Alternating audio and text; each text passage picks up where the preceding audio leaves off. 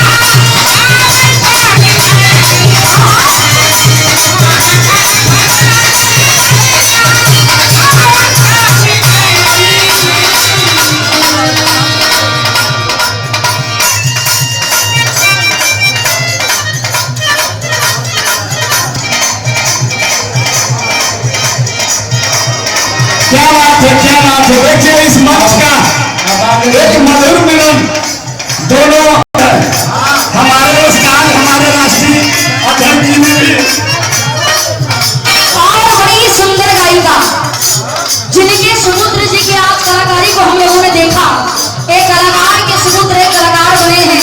संगीता सरगम जी हमारी बड़ी दीदी जी की ओर से बहुत बहुत प्यार से आशीर्वाद से बहुत बहुत स्वागत करती हूँ। बहुत बहुत धन्यवाद। तो यही कहे झुमका गाय हमारी